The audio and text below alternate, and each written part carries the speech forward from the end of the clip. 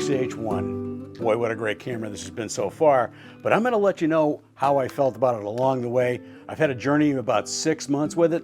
And first off, let me tell you that a good friend of mine who's getting out of the video business, Mark Gardner from Summer Sky Digital Media. You got to check that out. I'm going to put it right down at the bottom here. What a great camera this is. So far, I've used it for video and for stills. But this review is mostly about the still experience I've had over the past 6 months with this camera. Yeah, so far, the results have been pretty good. There are pros and cons, but we're going to get into all that. But first off, I want to show you some images from my past experiences with this camera. And I'm going to go over some of these, probably not a lot of them, but we're going to go over a few that I've taken into the past 6 months. So here are some images that I shot over the last 6 months or so. Most of these are shot with the 100 to 400. The camera works really well with that lens. And this is a short lens right here. I think it was shot with a 16 to 80 at 16. This lens here is also the 100 to 400, and the same with this next one. Like I said, I was doing a lot of experimentation with my 100 to 400, so a lot of these images are with that lens. But as you'll see, like this one, 100 to 400 again, same with this one coming up here. And the last two here are also. Then the last one is of my dog, and I shot that with the 90. So mostly longer lenses I've had experience with, but I also shot some short lens, 16 and 23 shots here at the end during a demonstration. And the IBIS is unbelievable with those short lenses. It's great. As you can see, this is a 90mm lens shot at probably, I think, I don't know, 30th of a second or something. So now let's look at some demos that I've shot with the prime lenses that I have, which are the 16, the 23, and the 90. And I have to tell you, the IBIS in this camera is outstanding, as you'll see. Mostly with the 90, which you can really see the difference that it makes. I've got some great demos that I'm going to show you right now. So we got a great opportunity here to shoot some shots of the moon over here at Pigeon Cove. So we're going to try some different shutter speeds with the 90mm lens and see what happens. So normally this wouldn't be a good idea to try and shoot this at 40th of a second or 50th of a second with the 90mm lens at f8. But I want to try and get a lot of depth of field here. So what I'm going to try and do is see how low this IBIS will let me go with the 90mm lens. 30th of the second.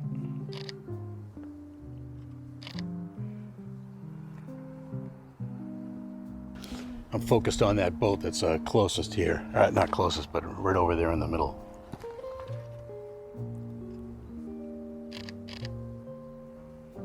That's the 30th at f9. 30th with this lens.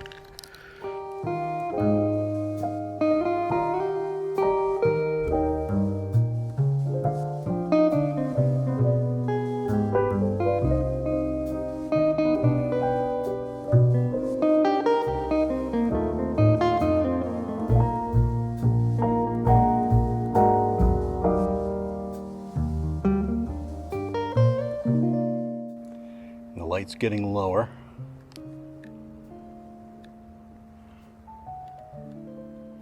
Let's see, at f13 at the 20th of a second. Let's see how that works. Now, of course, we might have a little bit of movement with the boats, but I'm not really sure if we're going to get a lot. But you know, everything else should be sharp. You know, the land, the trucks, the what do you call it? The building over there, and the moon should be nice and sharp if the IBIS is working perfectly. You aren't gonna believe it.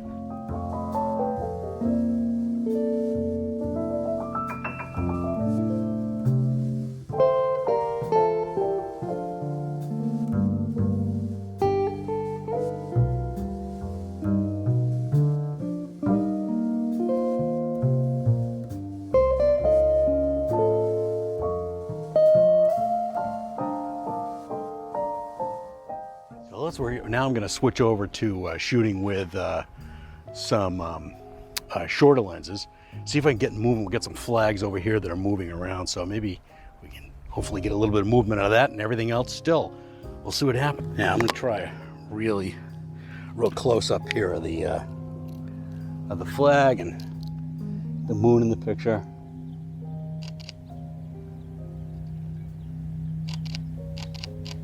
Got some great movement in it.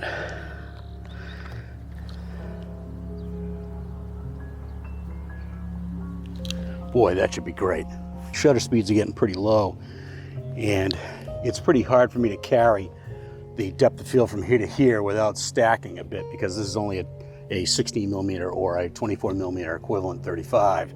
So maybe I'm just going to focus out maybe a little bit further out and see what happens. I'm going to focus out on that rock there. So we're shooting f/16 at ISO 320, and we're getting a lot of movement in this flag when the wind blows. And we still got the moon, and I'm underexposing just a little bit.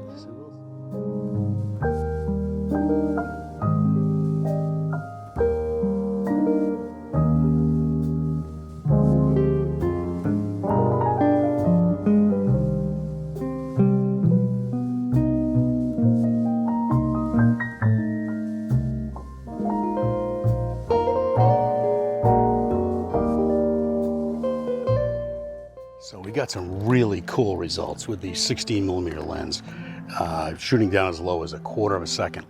Wow, I can't believe it. Now I'm going to try the 35. I got the 35 on the X-H1 and see what happens. Shutter speed, the ISO. The ISO is somewhere around 320, and we might have to raise it just a bit so the shutter speeds don't get real low. But we got wind here moving this flag around, which is great because it shows the slow shutter speed. And we're trying to get as much in focus as we can in the background. So we did it with the 35, or I should say the 23 with the 35 equivalent here. So quarter of a second at f8, pretty amazing. We're getting beautiful reflection from the moon, and we've got the boats are in focus, a nice night. The flag's moving in the foreground here. Pretty amazing, and you're going to see those images right now. Wow.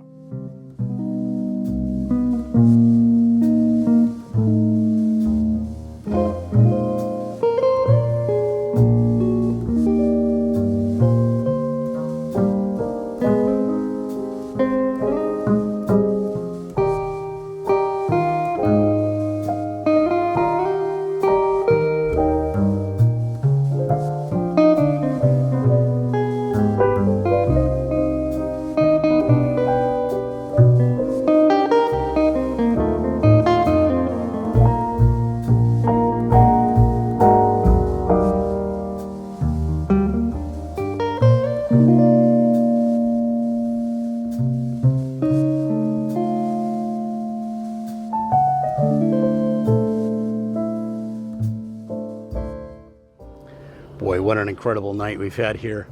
Moonrise over Pigeon Cove. The last shots I did with the 23 f2 at about f8 or whatever it is, just incredible. As you can probably, I don't know if you can't really see in the background now, but we had the moonrise, and also the wonderful reflection in the water. You can just barely make it out here. Boy, really something. I'm really impressed so far with this camera.